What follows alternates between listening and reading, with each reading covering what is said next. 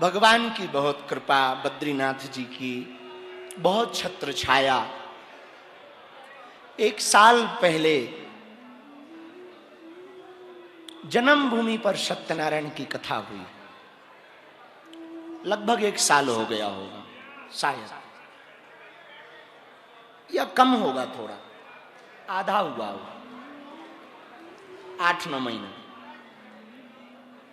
उस कथा में जिनकी छत्र छाया में हम 21 दिन तक रहे,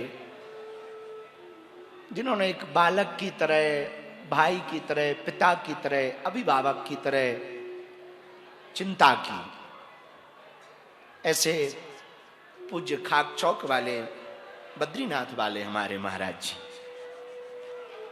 वो भी आए थे। उनके साथ पूज्य गोपाल दास बाबा जी भी आए थे। और गोपाल दास जी के साथ गोपाल दास जी नाम है ना? हाँ, उनके साथ में इस कथा की और साधना की भूमिका देने वाले इस कथा के जजमान सुमित जी अपनी पत्नी और माता पिता के साथ आए थे। अचानक हमारे मुंह से निकला कि जो सत्यनारायण की कथा हम अपनी जन्मभूमि पर कह रहे, वो एक बार फिर से बद्रीनाथ में कहने का हमारा मन है। उन्होंने तुरंत उठकर कहा कि गुरुजी आप तारीख दो और हम कथा की व्यवस्था करते हैं। तारीख तो हमने इन्हें 5 दिन की दी थी, पर बद्रीनाथ जी ने हमको 1 महीना रखा। पहाड़ों के बीच में 1 माह रखा। एक जैसे बालक को लालन पालन पोषण करते ना, ख्याल रखते, वैसे नर नारायण पर्वतों ने इस शरीर का ख्याल रखा। उनकी छत्र छाया में 8-9 साल के बाद हमको अपने गुरु के साथ रहने का अवसर मिला। बड़ा आनंद आया, बड़ा आनंद आया। एक तो भू बैकुंठ है ये, और भू बैकुंठ के साथ उद्धव जी जहां, नारद जी जहां 6 माह तक भगवान की सेवा करें, वो भूमि है। जहां तप्त कुंड है, जहां नर नारायण ने भी तपस्या की, ऐसी भूमि जहां कुछ भी करो तो 1000 गुना पाओगे। 1000 गुना पाने वाली यदि कोई भूमि है तो वो बद्रीनाथ। एक दम्मोद्भव नाम का सहस्त्र कवचधारी व्यक्ति हुआ। उसने भगवान ब्रह्मा की तपस्या की। तो ब्रह्मा जी से कहा कि मुझे वरदान दो कि मैं अमर हूं। तो ब्रह्मा जी ने कहा तो डेट तो हमारी भी फिक्स है, तुम्हें अमर होने का वरदान कैसे दूं? तो उसने कहा कि कोई दूसरा वरदान मांग। ब्रह्मा जी ने कहा कोई दूसरा वरदान मांगो। तो उसने कहा कि हमको 1000 कवच दो। कवच होते ना जो पहनते, जैसे आज हम सुबह जब निकल रहे थे तो बद्रीनाथ वाले महाराज जी ने हमको ये पहनाया कि आप ये पहनो, तो कवच होता है। उसने कहा कि आप हमको 1000 कवच दो ताकि हम मरे ना, ऐसा कवच दो। ठीक है, ब्रह्मा जी बोले तथास्तु। उसने कहा रुको रुको, एक बात और कहना चाह रहे। हाँ, हमको कवच तो दो, पर एक वरदान और दो। तपस्या हमने बहुत की, तो एक वरदान और मिलना चाहिए। बोले क्या? उसने कहा कि एक कवच कोई तोड़ ना पाए। ब्रह्मा जी बोले ऐसी तो कोई वस्तु नहीं जो तोड़ ना पाए, तो कोई नियम लगा दो। उसने कहा कि एक नियम लगाते हैं, जो 1000 वर्ष तक तपस्या करे वो व्यक्ति केवल एक कवच तोड़ पाए और मर जाए, और जब कोई 1000 कवच तोड़ पाए तो हम मरे, ऐसा वरदान। ब्रह्मा जी ने कहा है तो बड़ा कठिन, पर फिलो में हो सकता ब्रह्मा जी ने हमारी तरह कह दिया हो। तथास्तु। कई बार हम फिलो में आ जाते तो कह देते कि जैसे अभी फिलो में यहां आने के पहले कह दिया कि कोई किसी से नहीं मिलेंगे। लेकिन यहां आने के बाद 10-11 दिन तो ठीक गुजरे, 11 दिन की साधना तो बेहतर हुई, फिर मन नहीं लगे कि कहां आ गए। तो महात्मा आ जाएं, कभी आर्मी वाले आ जाएं, तो 2 मिनट के लिए निकल ही आते थे चुपके से, जो होना होगा सो होगा, मन नहीं लग रहा। पर ऐसा नहीं कि साधना में मन नहीं लगा, दिल खोलकर। तो ब्रह्मा जी ने भी कह दिया तथास्तु। बात बड़ी गड़बड़ हो गई, उसने उत्पात मचाया। अब 1000 वर्ष तक तपस्या कोई करे, फिर एक कवच तोड़ पाए, फिर तपस्या करे, फिर तोड़ पाए, उसके पहले चला जाना। ऐसे 1000 कवच तोड़ना, और इतना तप करने का समय किसके पास? उसने भी फाइनल कर लिया कि अब हम ही अमर हैं। जब बहुत उत्पात मचा तो राजा दक्ष की पुत्री, जिनका नाम मूर्ति था, मूर्ति का विवाह धर्म के साथ हुआ। भगवान ने आश्वासन दिया, और उस दंभोद्भव नाम के दैत्य को मारने के लिए भगवान मूर्ति के यहां पर, धर्म के यहां पर नर नारायण बनकर प्रकट हुए। भगवान नर नारायण बनकर के प्रकट हुए। दोनों नर नारायण भगवान ने, जब देवताओं ने स्तुति की कि हम दंभोद्भव से बड़े परेशान हैं, सहस्त्र कवचधारी है, 1000 कवच है, उसको कोई मार नहीं सकता, बड़ा ताकतवर है, बड़ा बलशाली है, जितेंद्रिय है, इंद्रियों को भी उसने जीता है, तप किया है, कोई हरा नहीं सकता। और कोई हरा पाए तो पहले 1000 कवच तोड़े। 1000 कवच तोड़ने के लिए, एक कवच तोड़ने के लिए 1000 वर्ष का तप चाहिए, तब वो मरेगा। 1000 कवच टूटने के बाद भगवान नर नारायण ने ऐसी भूमि खोजी जहां पर 1 दिन की तपस्या का फल 1000 दिवस का प्राप्त हो जाए। 1 वर्ष की तपस्या का फल 1000 वर्ष का प्राप्त हो जाए।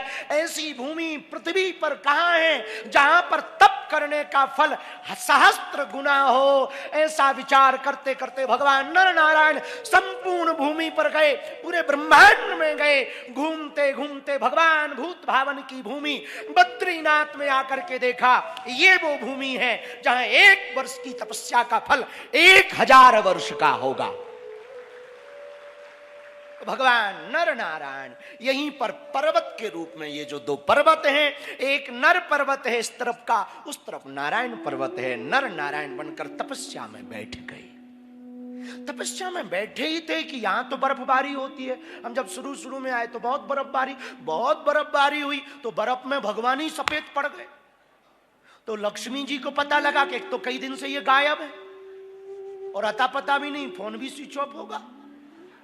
अब फोन ऑन तो नहीं होगा, पर आता पता भी नहीं कहां। तो पता लगा कि धर्म और मूर्ति की यहाँ पर नर नारायण बनकर प्रकट हुए, गायब हो गए। गए कहां? बोले दंभोद्भव को मारने के लिए तप करने गए। तो पता लगा तप कहां कर रहे? बोले हिमखंड के उस अलकापुरी नगरी के मध्य में भूवैकुंठ पर बद्रीनाथ में तप कर रहे। तो जहां लक्ष्मी जी ने देखा भगवान बर्फ में एकदम सफेद व्हाइट हो गए। बोले वाह, हमारे प्रभु तो श्याम थे, यहाँ तो एकदम सफेद हो गए, कलर चेंज हो गया। और यहां कलर चेंज हो ही जाता है, बद्रीनाथ में आके कलर चेंज हो ही जाता है। हाँ, भगवान का भी कलर चेंज। श्याम थे, ये तो एकदम श्वेत हो गए, धवल हो गए, कर्पूर गौरम की तरह, भगवान शंकर की तरह हो गए। तो मां लक्ष्मी को लगा ये इतना तप कर रहे हैं, और पत्नी का धर्म क्या होता है जरा देखो। पति यदि साधक है तो पत्नी वाधक ना हो, साधक बन जाए। ये मां लक्ष्मी का संकेत था।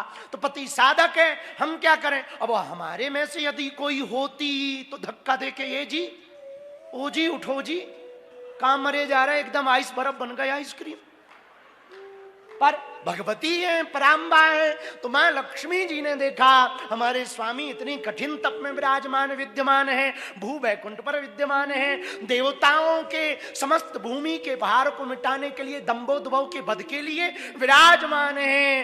तो मां लक्ष्मी ने सोचा हम क्या सहयोग करें। सोचा बर्फ बहुत पड़ रही है, बार बार पड़ेगी तो गिरेगी, ऐसे ही सफेद पड़े पड़े जम जाएंगे। भगवान 1000 वर्ष का तप करें, 1000 वर्ष का जैसे ही पुण्य मिले, 1 साल तप करें 1000 वर्ष का पुण्य मिले, लड़ने जाएं 1 कवच तोड़ दें और आके फिर तप में बैठ जाएं, तब तक नर उठे और नर जाकर के 1 साल की तपस्या करके जावें, 1 कवच तोड़ दें और फिर तप में बैठें, 1 जावें 1 आवें, 1 जावें 1 आवें, यही चलते धीरे धीरे दंभोदभव के कवच टूटने लगे, इधर भगवान सफेदी में छाने लगे। तो माँ लक्ष्मी ने सोचा ऐसे तो काम चलेगा नहीं, इनको ठंड में ना कहीं कटकटी शुरू ना हो जाए। तो यहीं पर लक्ष्मी माता बदरी का पेड़ बनकर के खड़ी हो गई, और बदरी का पेड़ मतलब बेर का पेड़ बनकर पेड़ खड़ी हो गई, भगवान के ऊपर छत्ता बना लिया। ये पत्नी का धर्म है, छत्ता बना करके खड़ी हुई, नीचे नारायण महाप्रभु तपस्या करने लगे। जब भगवान के नेत्र खुले, भगवान ने कहा देवी अरे तुम यहां पर बदरी बनकर क्यों खड़ी हो? संस्कृत में बेरी के पेड़ को बद्री कहते हैं, बदरी कहते हैं, तुम यहां पर क्यों खड़ी? स्वामी आप इतना कठोर तप कर रहे, मैं तप तो नहीं कर सकती पर आपका सहयोग तो कर सकती, आपके ऊपर बर्फ गिर रही थी इसलिए मैंने सोचा मैं बदरी का पेड़ बन करके आपके ऊपर छाया बन जाऊं। भगवान के नेत्र सजल हो गए, देवी धन्य हो, तुम्हें पाकर हम धन्य हैं। आज से हमारे नाम से इस भूमि का नाम नहीं जाना जाएगा, आज से तुम्हारे नाम से ही इस भूमि को जाना जाएगा, और तुम बद्री का पेड़ बनी हो तो आज से नारायण बद्री नहीं, बद्री नारायण के नाम से इस भूमि को जाना जाएगा।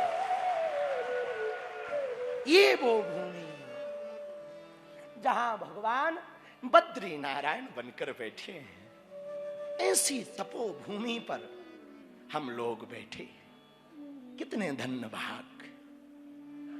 आपके पूर्वजों पर बैठे बैठे धन्य कह रहे हो, अपने नेत्रों से तुम भू वैकुंठ को देख रहे हो। बालाजी महाराज के कृपा पात्र बागेश्वर धाम पीठाधीश्वर परम पूज्य धीरेन्द्र कृष्ण शास्त्री जी महाराज का पावन संकल्प। मध्य प्रदेश में छतरपुर के ग्राम गढ़ा में बनेगा विश्व स्तरीय कैंसर अस्पताल एवं रिसर्च सेंटर, जिसकी आधारशिला देश के यशस्वी प्रधानमंत्री नरेंद्र मोदी जी के कर कमलों से रखी जा चुकी है। 200 करोड़ रुपए की लागत वाले 100 बेड के इस अस्पताल में गरीबों का होगा मुफ्त इलाज। ये बहुत बड़ा अवसर है, बहुत बड़ा काम है।